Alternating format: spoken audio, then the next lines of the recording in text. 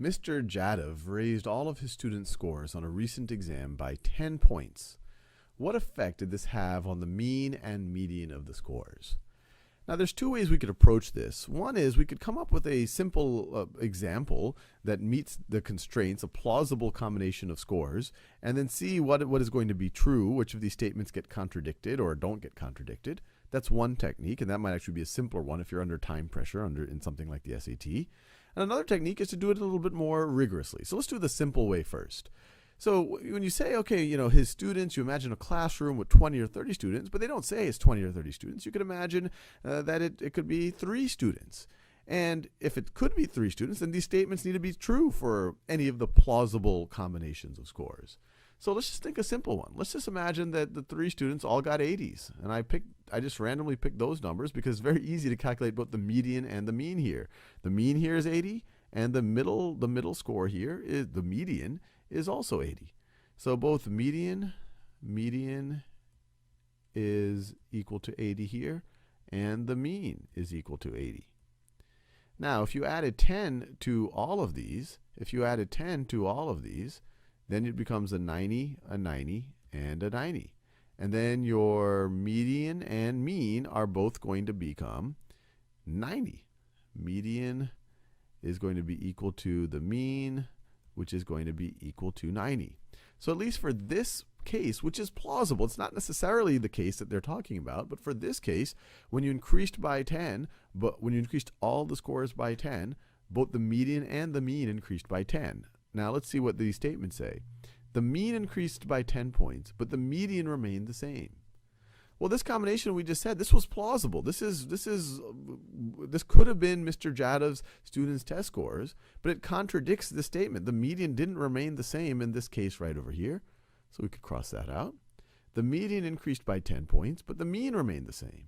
Well, once again, this little case that we came up with, it's plausible that that was the scores of his students, but it contradicts the statement. So this statement is definitely not true for all the possible combinations of his students' test scores. The mean increased by 10 points, and the median increased by 10 points.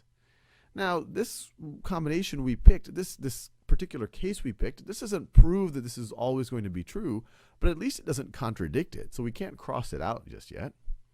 The mean and the median remain the same. Well, we were able to come up with this case, which is plausible. This could have been his student scores, and it contradicts this. In order for us to be able to select a statement, we have to feel good that it would be true for any combination of scores that his students had. So we could cross that out as well.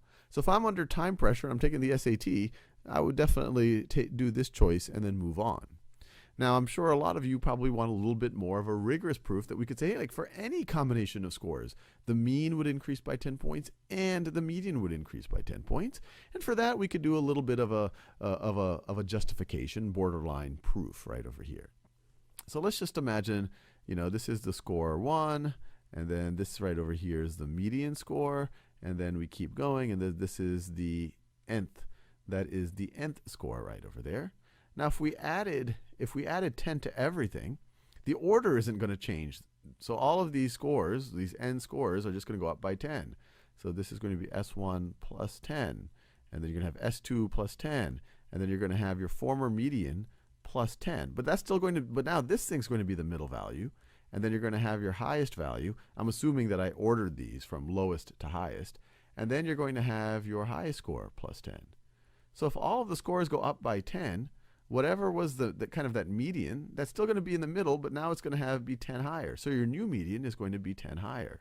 So hopefully this justification shows you that for whatever combination of scores, if you order them in this way, and you need to order them to figure out the middle value, the median value, that the median indeed would go up by 10. I also feel good that the mean would go up by 10. So how would you calculate the mean? So the mean is going to be the first score plus the second score all the way to the nth score, and you're going to divide it by n. That is going to be equal to the mean. Now, if you added 10 to all of these, if it was S1 plus 10 and plus S2 plus 10, and we went all the way to Sn plus 10 divided by n, well, what's that going to be? What's that going to be? Well, if we take all the 10s out, we have we're adding 10 n times. So we could rewrite this as S1 plus S2 plus Sn.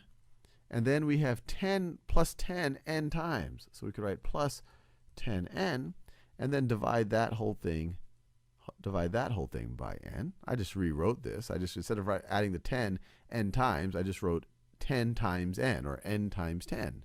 Well, this right over here, I could instead write this like this. This is going to be that divided by n plus that divided by n. And what is this value right over here?